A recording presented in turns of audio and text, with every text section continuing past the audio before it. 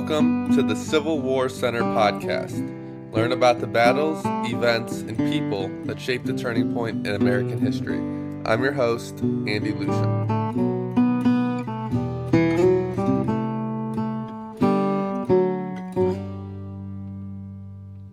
So, before we get into this podcast, we have a major announcement. We are beginning a Civil War Center roundtable here at the Civil War Center. All meetings will be held virtually via Zoom. Dues are $5 for the year. I will include the link in the description of the episode so you can click it, head over, and get signed up. Our first event will be on December 9th, and it'll be with Tom Van Winkle of the Central Virginia's Battlefield Trust. Hope to see you guys then. Hello, everyone. Today we are joined by Darren Rawlings of the UK. Darren is the founder of the American Civil War and UK History page. He's also the co-founder and vice chairman of the Monuments for UK Veterans of the American Civil War Association. Today, Darren joins us to talk about the war from the UK perspective and much more. I hope you enjoy this discussion and learn something about the American Civil War. All right, fantastic. So today we are joined by Darren Rawlings. How are you today? Yeah, I'm very good, mate. Thank you very much. Yeah, thank you for joining us. So you're across the pond, correct? I certainly am. Yeah, enjoying life across the pond. But to be honest with you, I'd rather be living in Virginia if I had the chance. Well, you were going to get a chance, you were telling me, to see the battlefield here, correct? Yes, so I'm coming over this week. Next week on the Tuesday, I'm flying over. I'm attending Emergency Civil War Symposium, which is the Great What Ifs of the Civil War. Gary Aidenman is their guest speaker, so I'm really excited about that. And also Chris White is going to be there, who I've never met yet. But I'm quite good friends with Chris Mikowski, who is the co-founder of Emergency Civil War, and Sarah, who's the chief editor. So that's good fun. But I'm also meeting up with my good mate Tyler McGraw, the Unfilled historian, and another friend of mine, Tim Willing. Yeah, that sounds like a great time. Get to see those battlefields, and meet all those people. I'm jealous. Like you're making the trip over here. Like we were just talking, I haven't even seen these battlefields, and you live all the way over there, and you're going to get to see them. So, well, it's actually only 6 months since I was there last, so I did actually travel over in December as well. But that was because COVID kept pushing the trip back. So right. I'm coming back for my second dose already after 6 months. Can't get enough of it. I don't blame you. So I know, I love it so much, and I mean Tyler is very, very knowledgeable on Chancellorsville, and to have him with me was something special. Yeah, that's awesome. I took me on the Jackson flank march. We started at the bivouac site where Lee and Jackson met the night before. So that was pretty cool. But what we did is we concentrated on Fredericksburg 159 on the actual. So I was there on the anniversary, and we filmed a lot of live content. And we was the only people out filming. There was nobody else commemorating, apart from we did meet up with Chris later on in the afternoon. And there was 2 people from the Park Service at Fredericksburg Visitors Centre in Union and Confederate uniform doing something.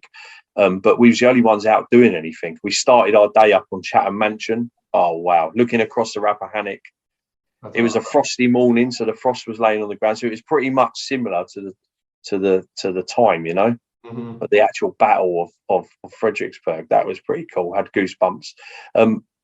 Although we started on Chatham Mansion with the actual live presentations, we actually did one before that, and Tyler took me out to Slaughter Pen Farm just before we went to Chatham Mansion. So technically that was the first one. But the thing is with Slaughter Pen Farm, if you've ever been to Fredericksburg, what you'll find is that is what the plain would have looked like before they built on it. So if you think of the Battle of Fredericksburg, there's it's all built on now up until you even get to the wall, you know. But that gave me the perspective of what them guys would have seen that morning before they started that march right up to that wall. That's awesome. That I talked about 2 weeks ago, the last episode I put out for listeners, you can go back, but I talked to Tom Van Winkle of the Central Virginia Battlefields Trust, and we talked about Slaughter Pen Farm and Jackson's Flank March and how they preserve that land. We talked about battlefield preservation. It's so important because, like you said, if you can keep that, you visited the States. Have you been to the Alamo? I haven't, no. the Alamo sits in the middle of a shopping center, and it just kills you just lose it. You lose the history. So keeping that is so crucial to actually be able to stand and feel like you're back in 1862, 63, you know? Yeah, I mean, that was goosebumps, you know. And I mean, I know Terry quite well. Terry's the executive director of Central Virginia Battlefields Trust, and I actually interviewed him recently. But what they do at Central Virginia Battlefields Trust is amazing. I mean, but they work in collaboration with American Battlefield Trust as well. But they've saved so many places, unreal, you know. Yeah, and luckily as well, on one of the days I was there in December, I got taken out by Chris Mikowski for 8 hours out on Spotsylvania, and Chris has literally written the book on Spotsylvania, you know. So that was pretty special. But Tyler is also very, very knowledgeable about Spotsylvania. Also, other highlights of that trip were my first time at Antietam, and that was just something. Well, all of it is, you know, something special. Just to actually stand there and actually, the thing is, I always say to people, and to understand a battle, you have to stand on the ground, as you'll never understand it. Right. You can see all the, you know, all the kinks in the ground, all the, you know, how the land is, you know. And with Antietam, it's pristine. It's exactly the same as it was the day the battle happened. So standing there is something. So if you haven't been to Antietam, I would definitely recommend to your listeners that they go there at some point if they're a Civil War buff. So many even men if they're died not. there. So many men died. I can't imagine standing there and not feeling that presence. Well, I mean, so, you know, going back to visiting America, so I did actually visit in 06 and 07 as well. So long time ago. And my main goal was Gettysburg. And I went there, and that place has got some got a real feel about it, you know. It's an amazing place. And that was I went there twice, you know, the first time and the second time. And both times I felt the energy there. But when I went to Antietam and went to the bloody lane, I didn't feel anything. Really strange. And you would think you would there, wouldn't you? Right. After the carnage that happens there. You see those pictures of those Confederates, you know, laying in that lane. You'd think you'd feel something there. There was I didn't feel any energy at all there, really. It was just peace. You know, it was really weird. That is strange. I remember when we were talking, and I told you it's been a while since I've been to Gettysburg, but when I was real little, we went on a ghost walk there. I've heard the stories of people who see weird stuff there, and you definitely can, but I would imagine Antietam would be a place, but I haven't been there personally. So no. I got to ask you though, you're taking this trip over here. You've been over quite a few times. You're in England, so what got you interested in the Civil War? Right, so it's really simple, and it is the movie Gettysburg.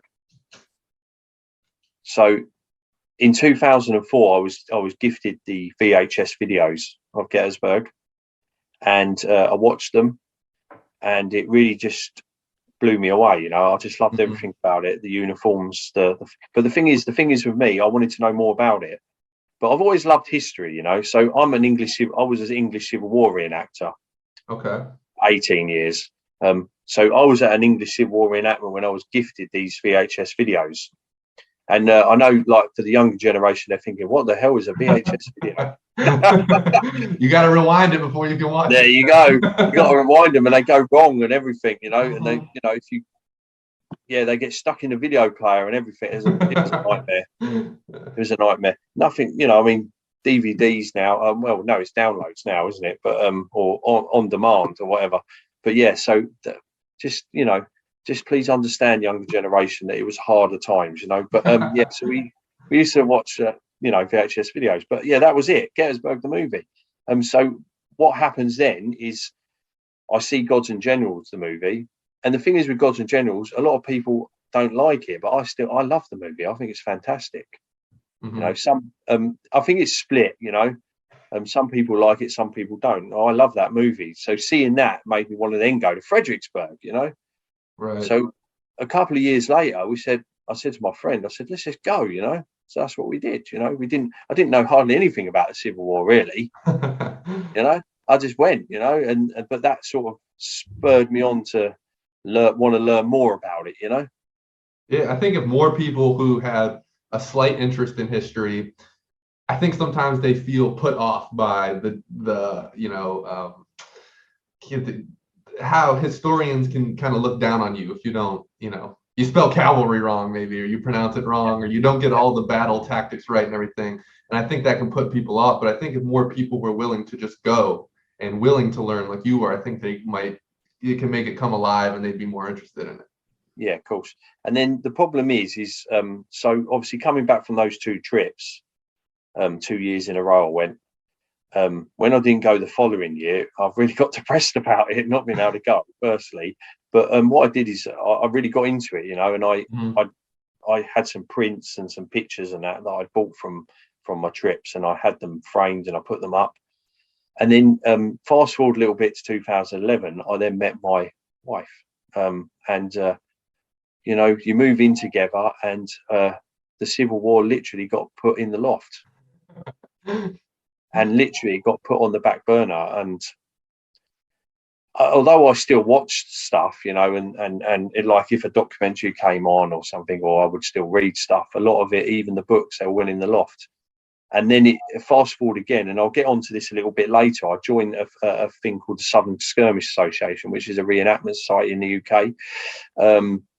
And I thought, well, if I'm going to reenact it, I need to obviously, when someone asks me a question, I need to obviously I want to know the answer, and want to be able to give them a proper answer.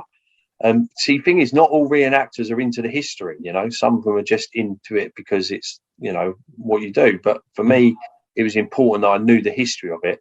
So all of that, then books came out of the loft, and off we go again, and it literally, it all starts again. The passion was always there. It just, I had to find it again, Yeah, I had gone to reenactments when I was a kid. That was when I mentioned I'd gone to Gettysburg, and I started reenacting myself about a year ago.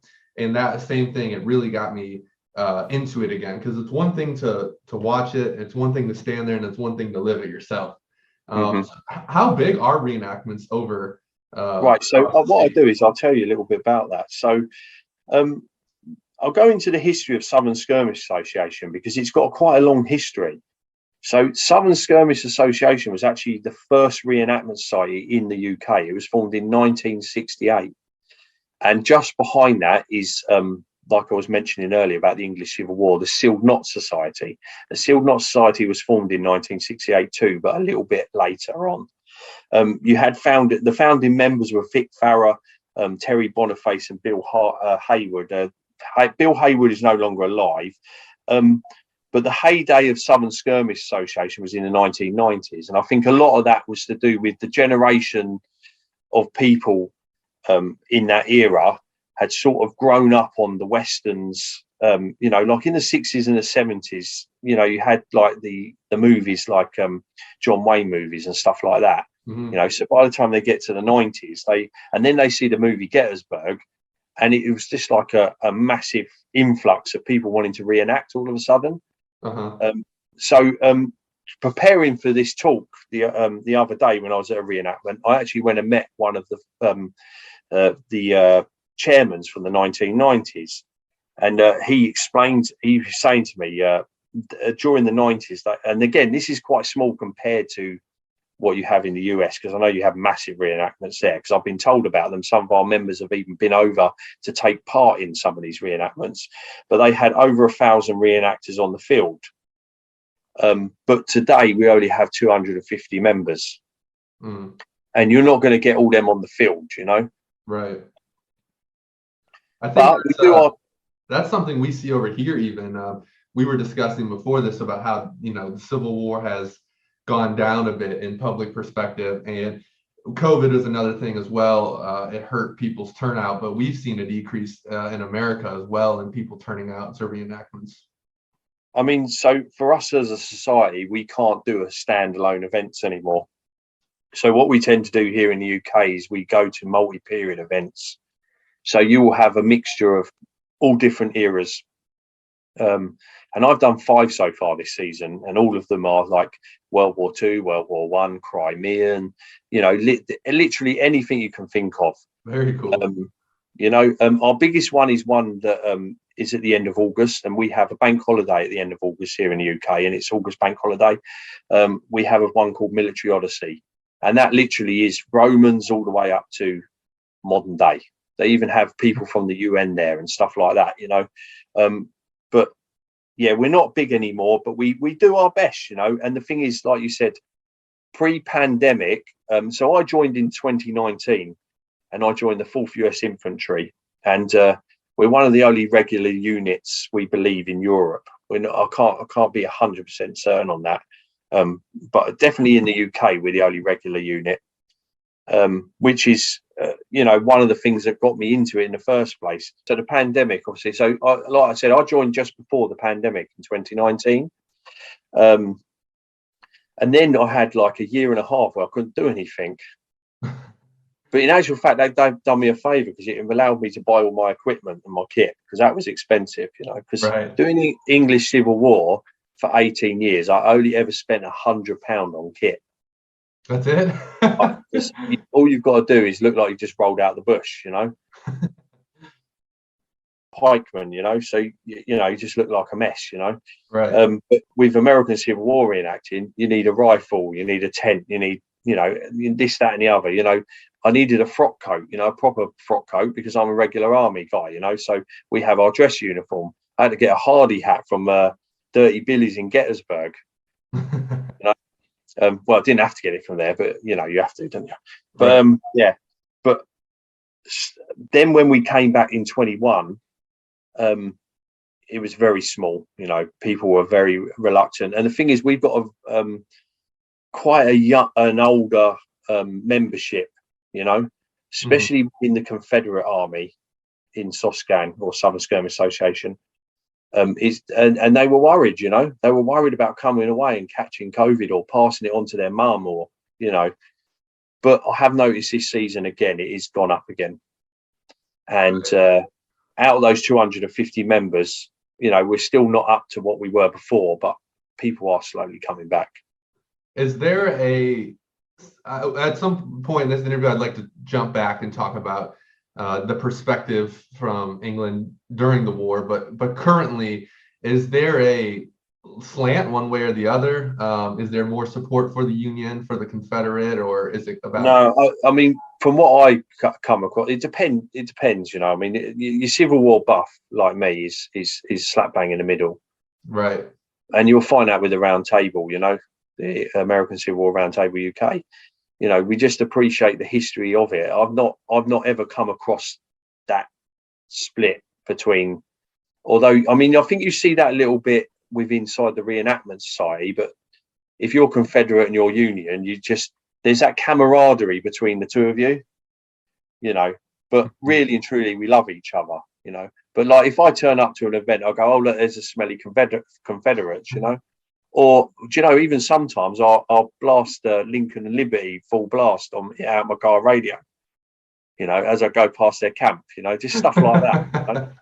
So You've got that perspective of it. But as far as, I don't think there is that view from people, no. I just, I think a lot of people don't actually understand the American Civil War at all, actually, to be honest, in the UK. There are a lot that are very interested in it. It's got a big following here. And it always has. Taught over there, or much? Sorry? Is it taught over there? Obviously, here it's a part of our 10th grade. You learn about. No, it's not taught at all.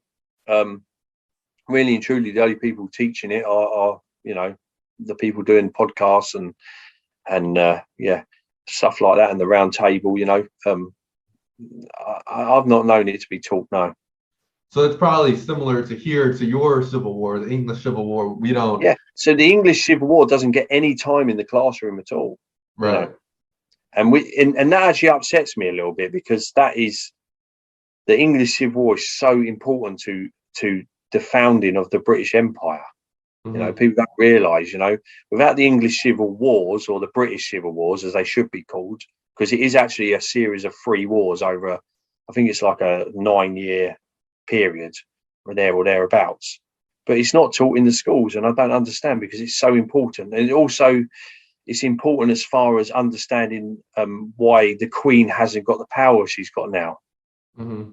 You know, because of the actions of what happens in the English Civil War, the first one, the Queen or the King that sits on the throne of England doesn't have the power they used to have. Right. And this should be taught, and it's not, you know, and that is one of the reasons why I started doing what I'm doing, is because I wanted to, you know, get that message out there that, you know, this is interesting, but it's also important to the integral part of your country. You know, your country's history is important. Yeah, that's something we see over here. I mean, history, especially the Civil War nowadays, people, they know Confederate Union, they know who Robert E. Lee is, maybe who Ulysses S. Grant is, but they couldn't tell you much more about the Civil War. And it is a shame because, you know, going beyond the classroom and really learning your history helps us not make those same mistakes. I know that's a cliche, but it is true, and helping understand why the world is the way it is. And it is something we're missing, which is a shame. So you see, this is the thing. All of these wars, you know, that happened. I mean, even the English Civil War will have some impact of eventually down the line in the Revolution, and then the Civil. You know, it all goes into one. You know, Right. the same as, you know, you look at the American Civil War. They start using trenches, you know, during the Petersburg campaign. That then moves on, you know. And then during World War One, you have a similar thing. You know, it's all linked technically. Yeah, You know? it is interesting as you move throughout the Civil War, because at the beginning they call Robert E. Lee the Queen of Spades and King of Spades, all these things, Granny Lee, because he's entrenching. Yeah. And then fast forward to 64, and Grant and Sherman, and they're all entrenching as well. So, and then fast forward to World War I, and you see it taking full shape. Yeah, that really frustrates me when people slate Robert Lee, you know. But like you said at the beginning, they always slated him. They were really worried, weren't they? Like you said, because you know, they thought he was going to be defensive. And also, one thing that's always frustrated me is, I've had this conversation with Tyler loads of times, is they call Grant the butcher, but when you actually look at the statistics, it should be the other way around. There you go. That's the way the history is written, you know. I think we just had a few listeners click off right there. Some of our Robert E. Lee fans. I see that argument. I wrote an article about it on the Civil War Center website, and I got a lot of pushback. A lot of people saying, no, Grant's a butcher, Grant's a butcher. We talked about TikTok. Same thing. I see it all the time. And it's a really hard one to combat, is that lost cause. Grant was a butcher. Robert E. Lee was a saint.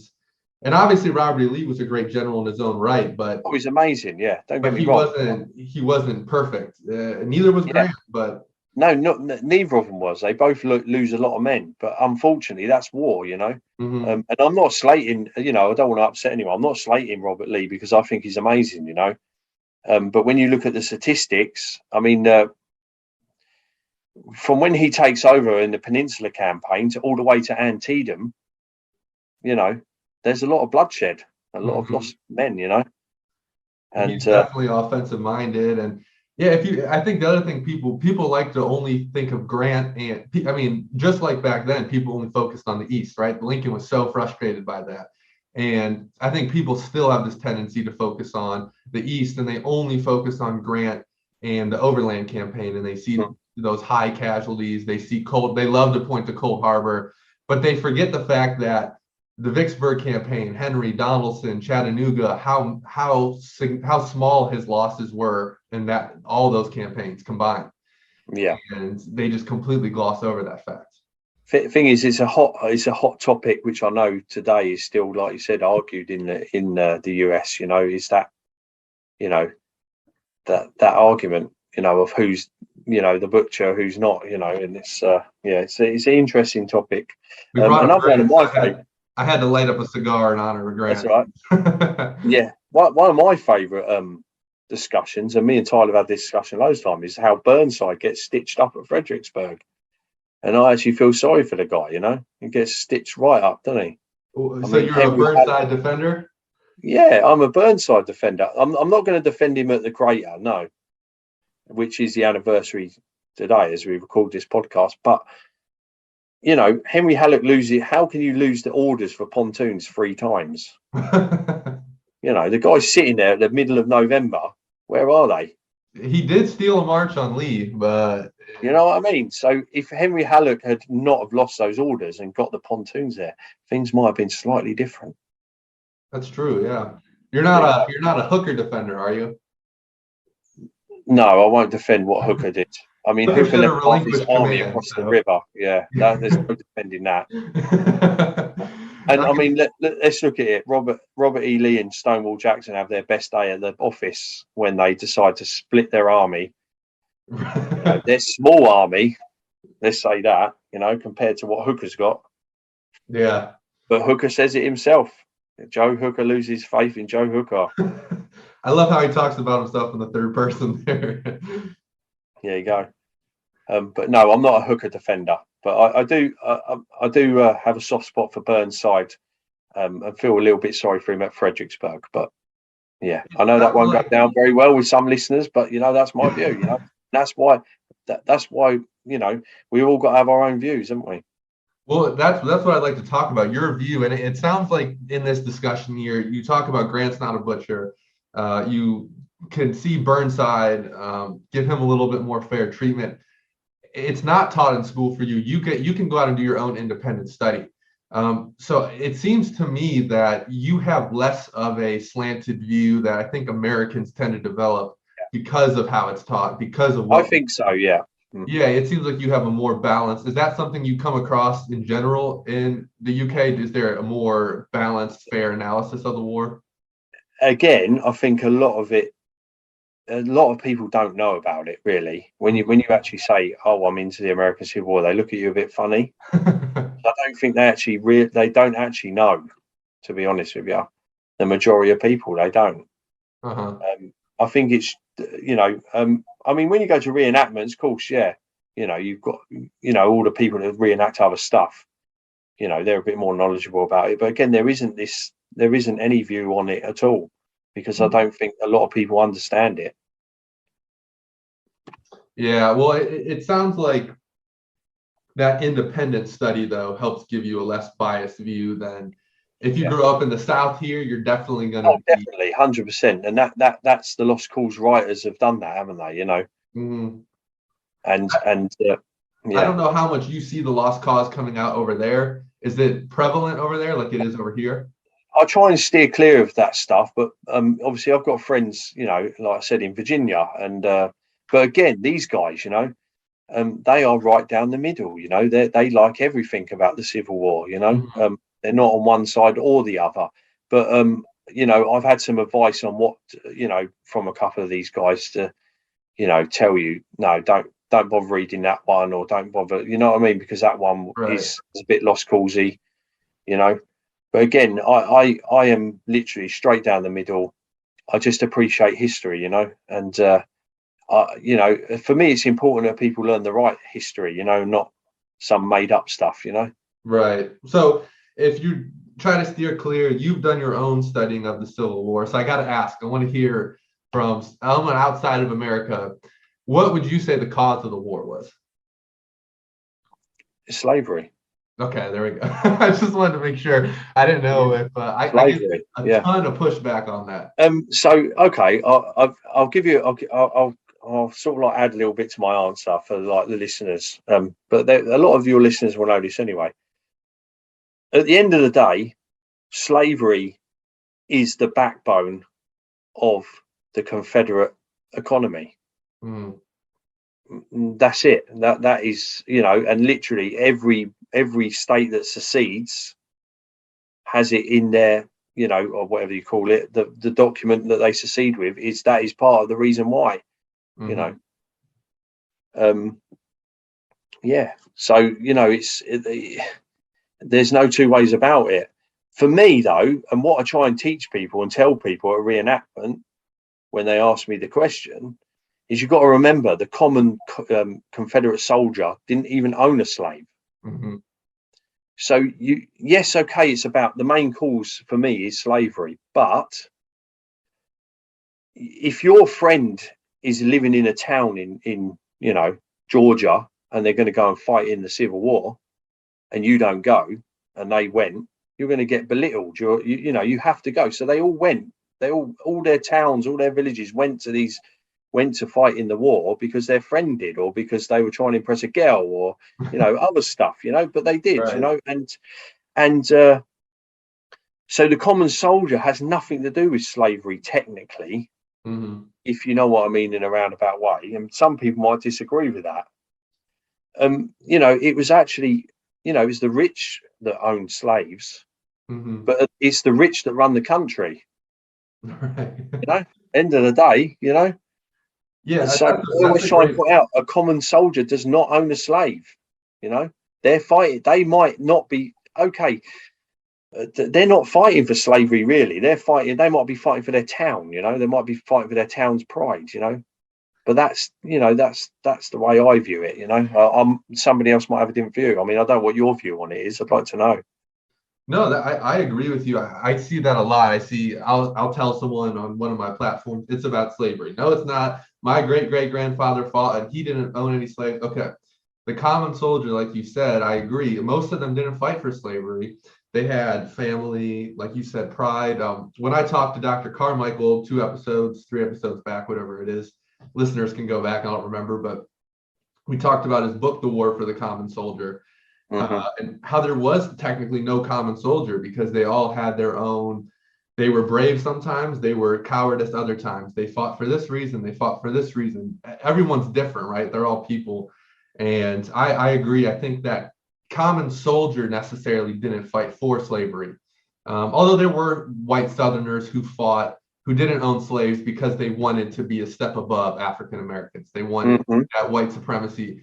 There were definitely white Southerners who fought for, like Shelby Foote says in the Ken Burns series, I'm fighting because you're down here. So I think you can't equate an individual's cause with the overall cause, but I would agree that the overall cause, the powers that be, was slavery. Yeah, of course it was. And again, and I'm not condoning what they did, but when you think about the economy, we're talking billions and billions of dollars at the time, and they're being dictated to what you can do.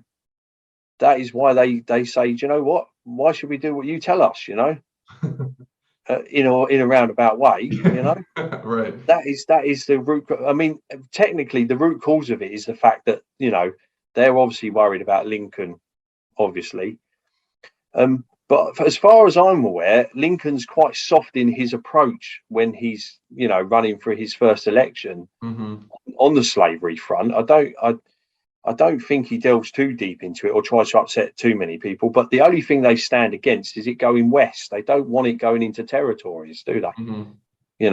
But again, they are worried about this president coming in and banning slavery, or for me, though, although I'm not there at the time, there probably were other ways around it. Maybe, I don't know, but maybe there wasn't. I don't know. Henry Clay certainly tried to get around it. There was. I mean, in my view, I always think to myself, and I've had this conversation with a friend, who's a Civil War buff, and I said, well, why couldn't have they just have freed all the slaves in the South and then just paid them to do their job?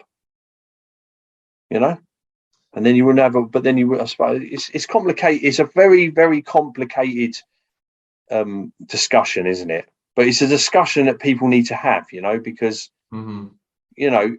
there's still issues today surrounding this stuff. Yeah, I don't know how much you guys get of what's going on over here, but it's very prevalent. Dr. Jonathan White and I sat down and talked about Lincoln and his relationship with African Americans and how prevalent it is today. We talked about how history connects, why it's important. And it is very important because we're having those same conversations about race, class, white supremacy that we were having back then in the 1850s and 60s. So I think it's important. And I think a big reason is that white supremacy, that idea of, I don't want to be less than somebody. So if there's someone below me, even if I'm dirt poor, living in the hills with nothing, I'm not lower than this person. So I think if you give them that equality and you give them that pay, if you give them pay, then how are you not going to give someone rights? And if you give them equal rights, they start doing better than you. So I think that's a very good analogy. Yeah, that's good. Yeah, I get where you're coming from there. But then also I want to point out as well, a lot of Northern soldiers, when the Emancipation Proclamation is put out there, there's a lot of soldiers that desert, Union soldiers that desert the Union Army because they say we were not going to fight for this. Right. This is not what we signed up for, to fight against this. And You see, they leave in their droves. And that was Lincoln's big fear when Fremont issues his Emancipation Edict, and Lincoln retracts it. Everyone gets mad at him, and they say, "Why are you taking this back? You should." Because I don't want the Union soldiers to leave. Yeah. If they all leave, we're going to lose the war, and it doesn't really matter then. Of course, then you have, white Northerners worried, obviously, that there's going to be an influx of Black Americans coming up north and taking their jobs and taking their homes and taking their. So, and then you end up seeing, I think you have riots in New York, don't you, between the Irish and coloured people. So it's a deep rooted issue that, again, like you said, is still going on today. Mm-hmm. And it's a very sad situation. I think the problem is a lot of people don't understand the history behind it, and I think if they actually took their time sometimes to read some of this history and look into it in a bit more detail, they might understand it a bit better before they actually fly off the handle. And you know what I mean? Yeah. Well, we're in the same Civil War groups on Facebook, so we see it all the time, how fast people can get into arguments about things. Oh, definitely. Yeah. I mean, as you know, I share a lot of stuff into some of these groups, and sometimes it's really hard, and I have to bite my tongue because there's some real horrible people out there, mm-hmm. and they are, that way inclined still of thinking in them in certain ways, and I don't put up with it. I don't like it, mm-hmm. Because again, I'm right down the middle, Right. Oh, and so we talk a bit about kind of the modern day. But if we jump back in time, we talk about this issue of race in America, slavery. England before the Civil War has outlawed slavery, but they tend to lean towards the Confederacy when the war breaks out. So how is that justified? Well, and how is the Confederacy viewed at this point in time? Firstly, Britain is the superpower of the time, along with France, and you've got to remember we are relying on cotton from the south.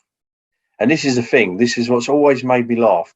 Okay, we got rid of slavery before America did, or whoever else did, Mm-hmm. But at the same time, that cotton is feeding our industrial revolution here in the UK. And where does that cotton come from? It comes from the southern cotton fields, and so 80% comes from the plantations in the south. Mm-hmm.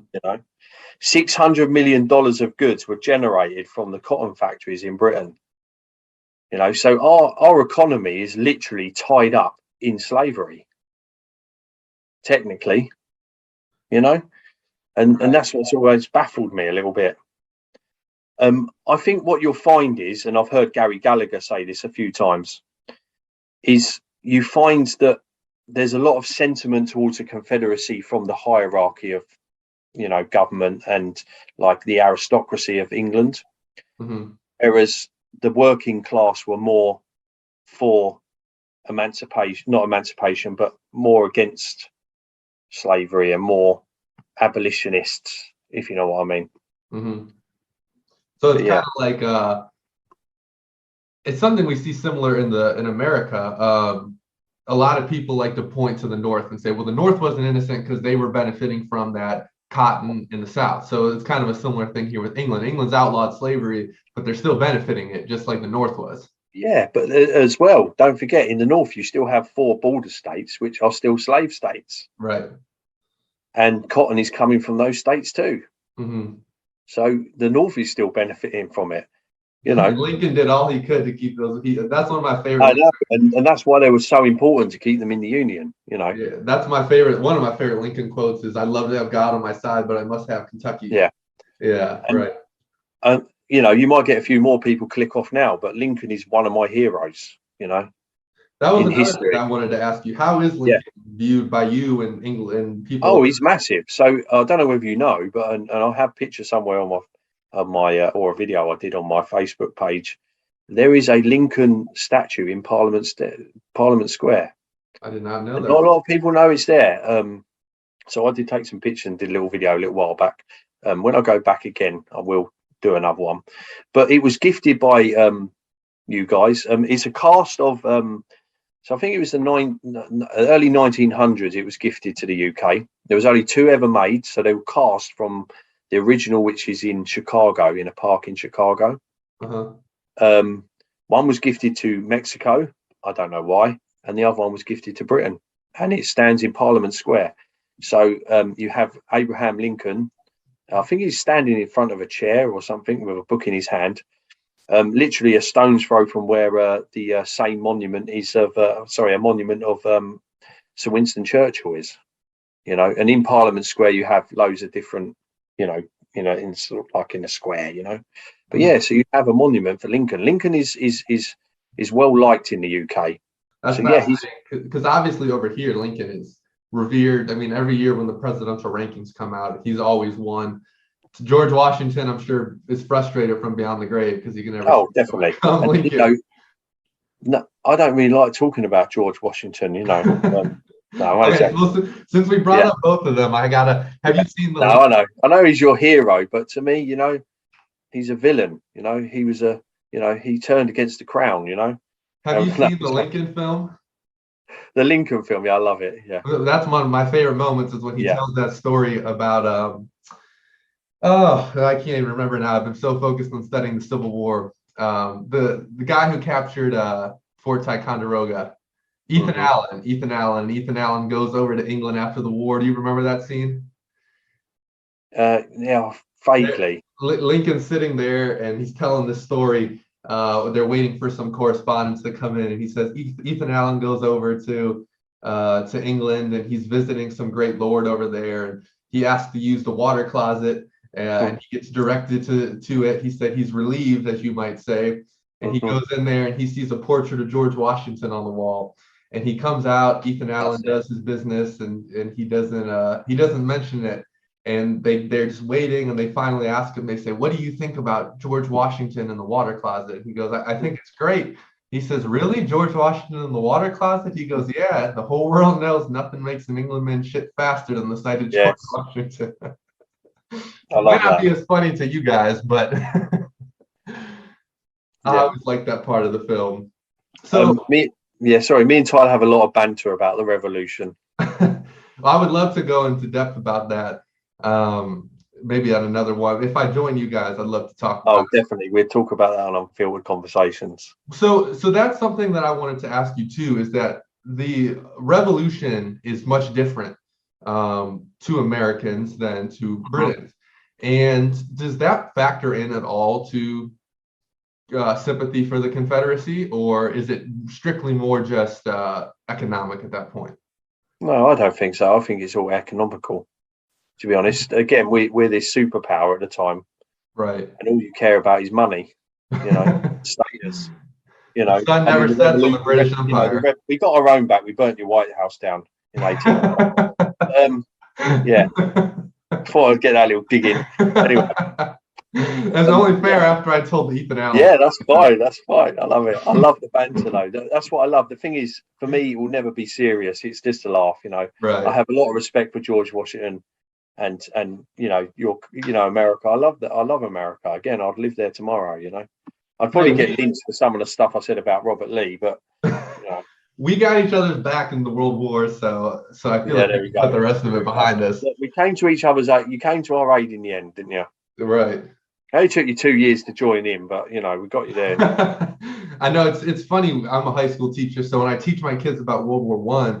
And World War II, they think that America is like the whole story. I'm like, we're not really going to talk about America, especially with World War I. I'm like, we come in at the last hour, so we don't do as much as the Europeans. But I'll tell you what, if you didn't, we probably would have been effed. But there you go. It's not your guys' fault as much as, especially World War II. It's more France and the mainland of Europe because you guys held out. So yeah, luckily only because we're separated by the English Channel, and also Hitler is obsessed with taking the East back, so that helps us out a little bit.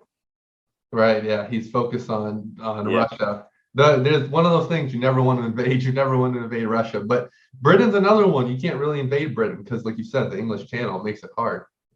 But saying that, we have been invaded many times, many times. And just down the road from me, I have the second invasion of a place called Richborough Roman Fort.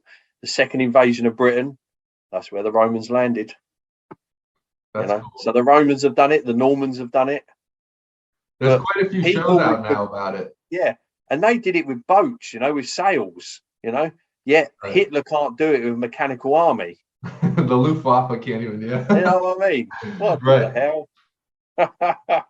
Yeah, well, it's fascinating because the perspective is just you have a very unbiased perspective, and it's something that's very difficult to come across over here. Just today we were talking about TikTok, and I get all these Southerners on there who say the South will rise again, and then Northerners are like, haha, you guys lost, and they fight about it, and it's interesting, but it's refreshing to hear someone who can look at it, who's not tied into either side. You don't have any dogs in the fight, as we say. You have an unbiased perspective, and I think that's refreshing, and it gives a different perspective. I hope the listeners can take that away. But again, as a historian, I think you have to have that view, don't you? Mm-hmm. You're probably the same. As a historian, you have to have that unbiased view, right? But one thing I've always loved about the American Civil War is the characters. Mm-hmm. You are not going to find any other war with this amount of characters. So who are some of your favorite? I've got loads. But you just couldn't write some of this stuff, could you? So recently I've been listening to another lecture series on a teaching course, and it's Robert E. Lee's High Command or something it's called. Mm-hmm. And you just wouldn't believe some of the, some of these guys. Jackson is a right oddball, Right, sucking on the lemons. Yeah, sucking on lemons, holding his hand up in the air. I don't really actually have a favourite general. It's really strange. I just don't. I'm biased. Like I said, I'm from Ohio. I don't know how well you can see behind me. I can see you. I can see you put your 1776 up in the background there. That was on purpose, wasn't it? Yeah. Well, if you can see up higher, I got all my Grant stuff. So I'm a big Grant guy. See you're a Grant man. I am definitely a Grant fanboy. I will say that. He's from my home state. I got to represent. So. He is just hardcore. He's the guy that gets the job done, isn't he? He does what McClellan. Mm-hmm. Going back to that Butcher, I think being in that position, whether you're Lee, you're Hooker, Burnside, any of these guys, we could go down the list. I think it's easy to sit there and play armchair general and say, I would do this, I would do that, I would have moved this brigade here. But to have the stomach to send out 10,000 men and maybe only half of them come back, I think is something that not many of them had, and Grant had it. And I think unfortunately someone had to make those awful decisions, and live with it forever. Because you had to get the job done, because how else was it going to end? And they're not just going to sit around the table and shake each other's hands. Well, and we mentioned World War II. It's kind of that decision that they had to make. Do we drop a bomb and end the war, or do we risk another million lives? Exactly. I don't know if there's an ethical answer to that, but it's a decision that has to be made at the end of the day. I'm glad you brought that up, actually, because that's one thing I'm really quite interested in myself, is that aspect of it. You look at how many men they lose trying to take Hiroshima, or wherever it is. Sorry, what's that island called? Yeah. Iwo Jima. Yeah, that is it. Yeah. So that is just a little island. So, I don't think you guys, we had any choice but to drop a nuclear bomb on them to end the war, because for me, you could have sent millions and millions of Americans. You'd have lost millions of American lives trying to take Japan. You know what I mean? It was impossible.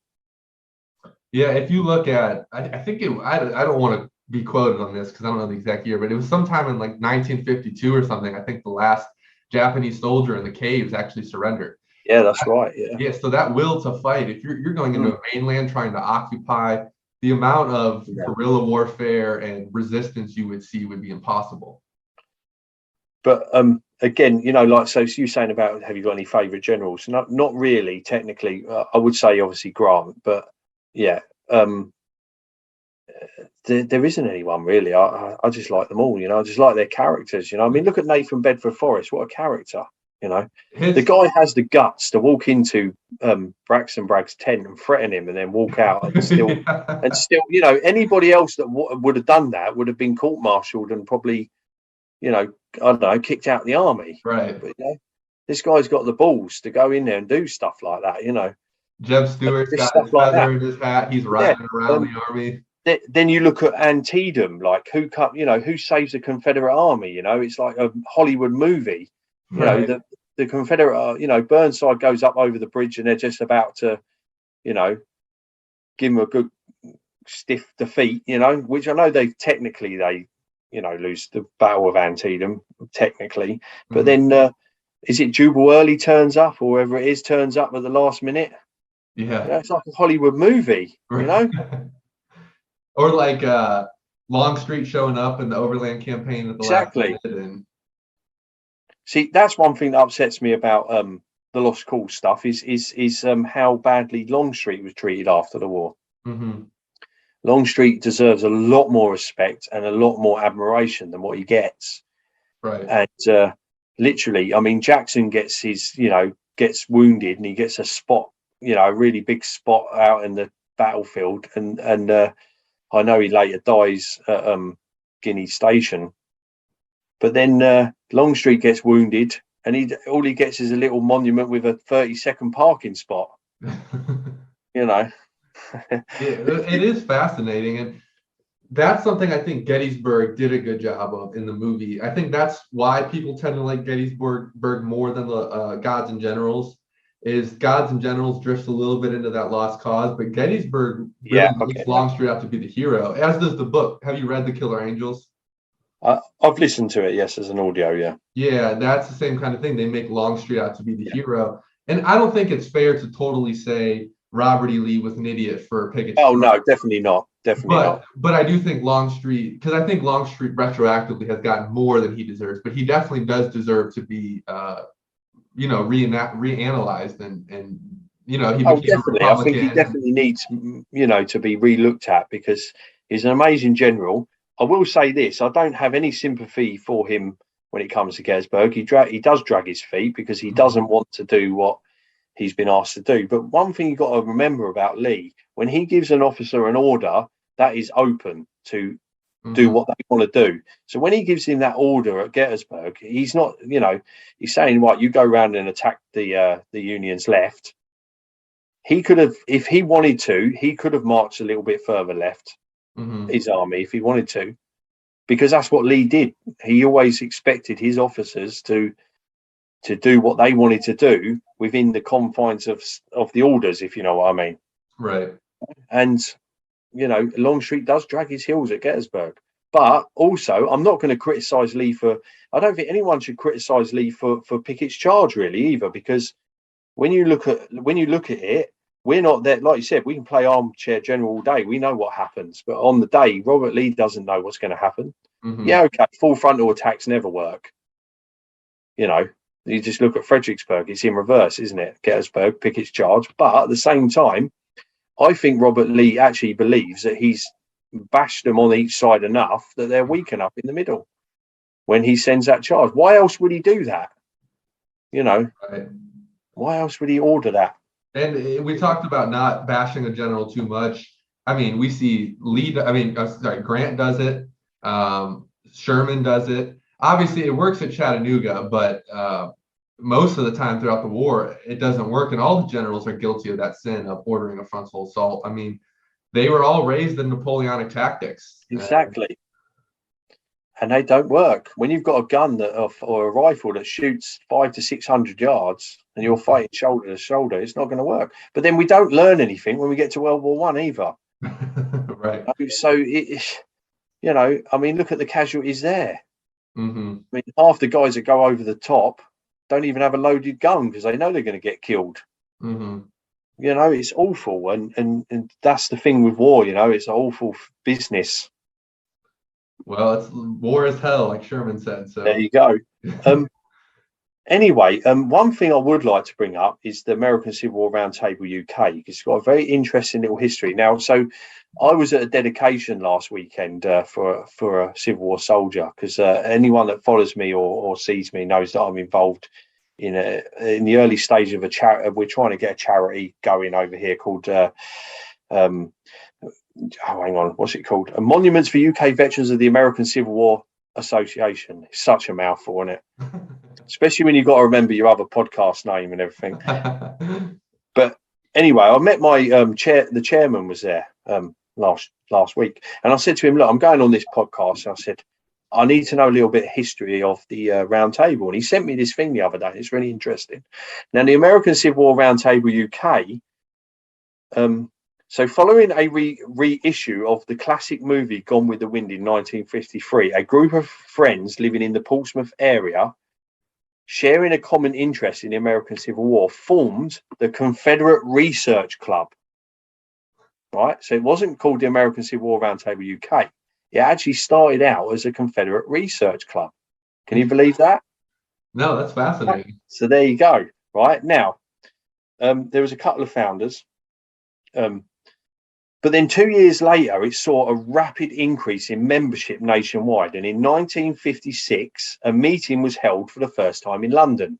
Now, I've been in the round table about a year and a half now.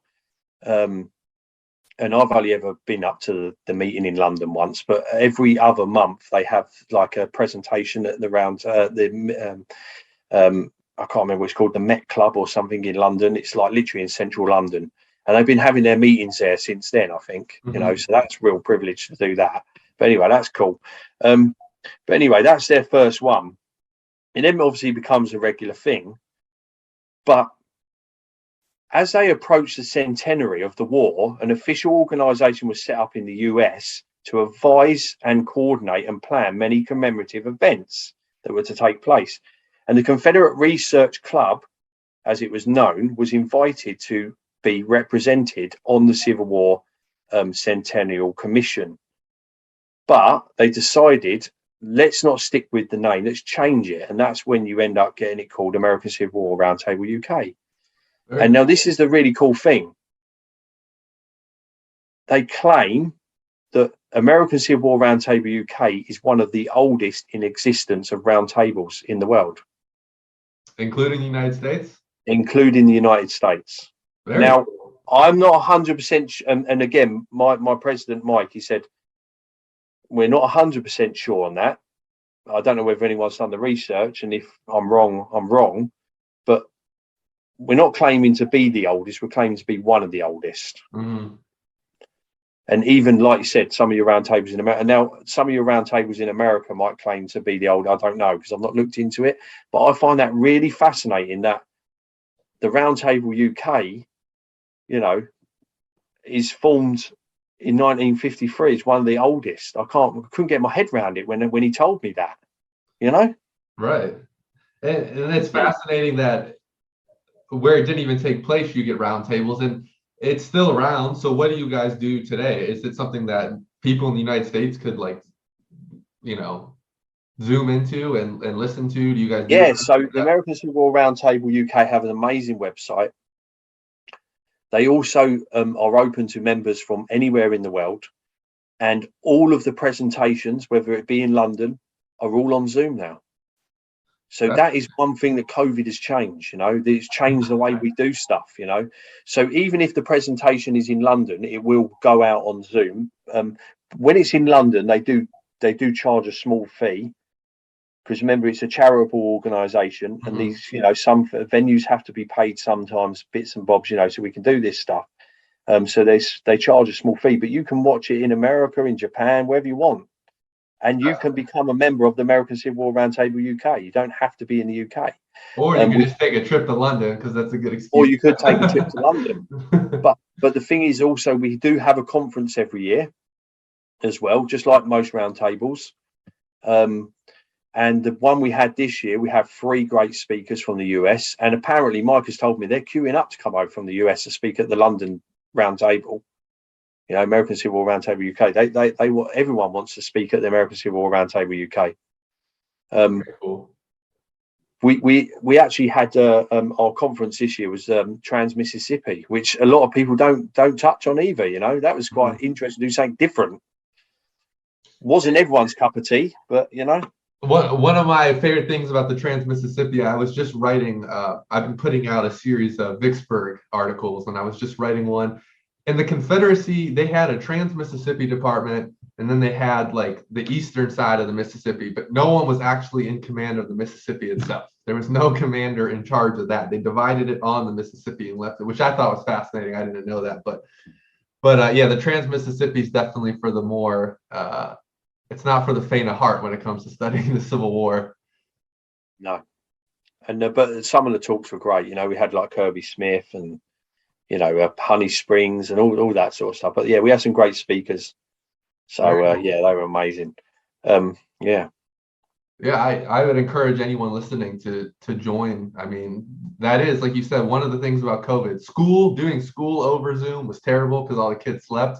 Yeah, but having the access to to listen to a speaker in London talk about the Civil War is one of the benefits of it. So yeah. And again, one of the reasons why I start American Civil War and UK history, my page and my podcast, is because of COVID. Because I was reading all the information about the Civil War, but because I wasn't reenacting, I had no one to share it with.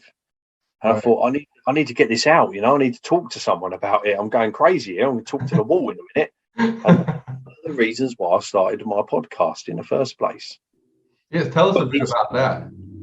Yeah, so I started that in 2020. And again, I was so bored. And I was watching stuff on the, YouTube. I thought, I could do that. Let's have a go, And Chris Mikowski was kind enough to be my first interview. Originally, it was only supposed to go into a private group, which is not a private group anymore. So the group that I run, Unfiltered American Civil War UK History, was actually a private little group just for my reenacting buddies. I posted that video into that, and I got a good response. And I thought, this is too good. I need to share this. And that's when the YouTube channel was born, And then later on in 21, sort of like in January 21, that's when I started thinking, right, I'll do a video and take the audio and put it on as a podcast, Yeah, but it's because I want to talk about the Civil War because I've got no one to talk to about it, at the time. It was literally, we was in lockdown all the time, Right. So, yeah. I encourage listeners to check that out as well. If they want to learn more about what you do, more about the Civil War. It's not just the Civil War, right? You go into other topics as well. Well, so again, I'll bring this up now. So what happened was last July, I was invited to a dedication in the UK of a Civil War soldier, British American Civil War soldier. And I just jumped at the chance to go. I contacted Chris of Emergency Civil War, Mikowski, and I said, mate, this is an amazing opportunity. Can I do a little video, but I'll do it on behalf of Emergency Civil War? And he said, yeah, no problem. So I did a little video on the dedication. The dedication was for a guy called George William Denham. And the lady who was doing the dedication, her name is Gina. And she is the great-great-granddaughter of this guy. Okay, so he's got an amazing story. I'm not going to go deep into his story because it's a very long one, but he ends up in the American Civil War. He goes and fights at Lookout Mountain. He's, he's in Hooker's army, actually, that go out west, to Chattanooga. He's in the Battle of the Clouds and all that. He then ends up in Mobile Bay, comes back to England sometime after the Civil War, settles in London. And an organisation is set up called the London Branch of Union Veterans. And the idea of that branch was to help them get their pensions, because a lot of these guys had enlisted, but they couldn't get their pensions because a lot of them actually had listed in different names, because they were probably escaping stuff from England, going over to America a few years to try and escape whatever they was escaping. It might have been a woman, it might have been money issues, it might have been, I don't know, a crime, whatever. Right. They're fighting a civil war, but they want their pets. So this organisation is set up. Ensign John Davis is called the guy that sets it up and helps them get. So anyway, we dedicated him in July last year, and over time I got to know Gina a bit better. And at the end of the Emerging Civil War video I did, she says, to be continued. Because there was, in this cemetery in North London, there were 7 more American Civil War veterans without a headstone. And you can get a headstone free from the US government sent over, like George's. So we've decided, so we've decided to start a charity called Monuments for UK Veterans of the American Civil War. And our aim is to get all of these guys headstones. Is there a way that listeners could support that? Yes, there is a Just Giving page, but we also have Facebook page and everything. Okay, I'll make sure I link that in the yeah, cool. And some of the videos that I've shot recently of the dedication, because we actually streamed the dedication live last Saturday on our Facebook page. I put them on my YouTube channel because there's no point having 2 YouTube channels. It takes so long to get subscribers. It's painstaking. So I said, let's have a playlist in my thingy. It's just easier. So that all the videos are there, you know. So our goal is to get all these guys headstones. But our main goal is to get so we've got permission from this cemetery in North London, Islington St Pancras Cemetery in North London, to have a central monument for all American Civil War veterans. And that is what we're raising money towards. So far, we're halfway there. We even have a guy in Chicago, which is casting the plaque, which is going to go on this monument. It's amazing. If you go on our page, you'll find and see all the stuff and all the work that's going on. Eventually, in probably about 2 years' time, we're going to have a massive unveiling of this central. We're going to have time capsule inside. You know, that's awesome. That, you know, for us, obviously, we've been having like a debate over, you know, because obviously, what's it stand for? Does it stand for the Union? Does it stand for Confederate? Does it stand for this? Does it stand for that? And mine and Gina's view is, regardless whether you fought in the Civil War, what side, that monument represents every single person that fought and died in, or came home and was in the American Civil War. Mm-hmm. And if you want to go to that monument and, you know, you had a great grandfather that fought in the Confederacy and you want to commemorate him, that's up to you. Right.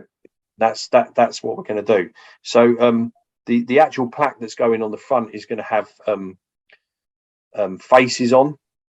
We have we have one representing Union and Confederate, but they're going to be really plain. You know, this is going to be plain. We're going to have we're actually going to have a woman in the middle, because women were very heavily involved in the American Civil War. Mm-hmm. You know, in all sorts of, in all wars. You know, people forget about the women.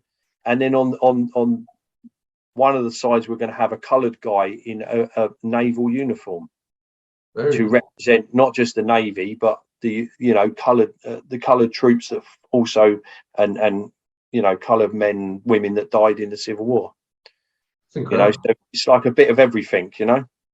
But it's cool that it's going from Chicago and all over the states. Yeah. Over there. I mean, that's a monumental effort. No pun intended. No. But again, Gene, the reason it's the guy from Chicago is doing the casting is because Gina went and just this year, she went in the footsteps of George Denham. So she went to Lookout Mountain. She went here, there, and everywhere. But she wanted to go and visit a British American Civil War veteran, which is buried in Chicago. And she contacted some local groups, and that is where she met this guy. And so he's going to do that for us.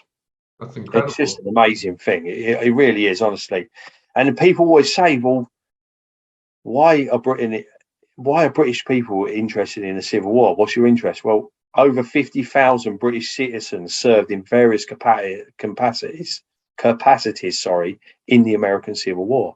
Mm-hmm. You know? So that is why, you know, and again, that is, again, it's so important to us. And also the other day, literally 3 days ago, so I asked Gina, because obviously I'm coming over to America in a couple of days, I asked her to find me a British veteran in Gettysburg Cemetery and one in Fredericksburg, and she's found one in Gettysburg for me. So I'm going to go and visit his grave. Awesome. With a little British flag, a little American flag, put a penny on the top, of the grave, stuff like that. But she's also found one in my hometown of Folkestone, buried up the road in a cemetery. So I'm going to have to start investigating. And if he hasn't got a headstone, guess what, everyone? He's going to get one. Yeah, well, I encourage everyone to support this because this is an amazing effort and something that needs to be done to honor the soldiers who did give their lives. So, yeah, it's a noble cause. And I'll make sure I put all the links. You can send them, put them all in the description so everyone can you can scroll down and click on it when you're listening to the episode. But yeah. Fantastic. Well, is there a way that listeners can, obviously there's those ways they can support you. Is there ways they can reach out to you or support what you do? Yeah, so I'm very open, I mean, obviously my pages all have Messenger, people message me, I do answer, I try and always if somebody comments on a post, I always try and like it, just if you want to reach out to me, I'm very easily accessible. I have an email address, and everything, which again I'll give to you to put up in the links. Yeah, I'll make sure to include I'm that. very accessible. I'm very friendly, and I will talk to anyone basically, as long as you're going to talk to me, sensibly. Let's not debate him on the American Revolution. Let's keep it to the Civil War. But again, I do love the banter with that. I mean, Tyler's always saying that he's going to put tea in the Rappahannock, but I said to him, mate, it's already tea coloured anyway. You wouldn't notice. Well, I mean, at least you can be lighthearted about it. So, yeah. Well, but again, I'm just passionate about what I do, and I'm just passionate about this, history in general. I just want people I want to share that with people. Yeah, it's so important, and I think sometimes when you go through school and. I don't think many of us like to go through school, but if you can if you can go through it, I know I tell my students that they're like, you must have loved school, right? I'm like, no, I hated school actually, even though I teach now. But if you can get past that and then learn to want to learn about history, I think it's so crucial. And I think it, like you said, it could solve a lot of our problems if we go back and analyze things that went on. And I mean, I'll point out, I'm dyslexic. Reading and writing was hard for me. I mean, thankfully nowadays with Audible and stuff like that, it's opened up a little bit more of a world to me. But before, I mean, I just haven't got the attention span to sit there and read a massive book. I just can't do it. So having things like Audible and podcasts and that has really helped me as a historian as well, though.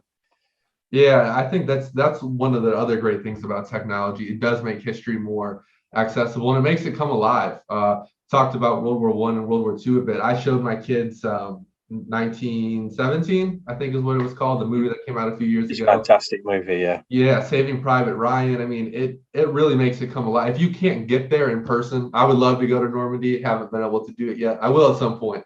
But if you can't be there, films are the next best thing. Listening to books, even if I don't have the attention span sometimes to sit down and read. I'm reading The Battle Cry of Freedom right now. It's like 1,000 pages, so it takes a lot of effort. But yeah, that technology does make history much more accessible. Podcasts are another great one. So yeah. Okay. Well, thank you. I appreciate your time. It's been a great conversation. I really appreciate you having me on because, again, the shoe was on the other foot today. And I'm really concerned that I've upset people that love Robert E. Lee now. I just want to let everyone know I absolutely love the guy and nothing against him. That's okay. They're probably already upset with me because I tend to lean towards Grant. So it's nothing new. So fair enough. Thank you for joining us for this discussion with Darren Rawlings. I hope you learned something about the war from the UK perspective. I also hope you'll join us next week as we sit down with Theodore Savvis to talk about his Civil War publishing company, Savvis Beatty. As always, please like, subscribe, and share, and leave a review.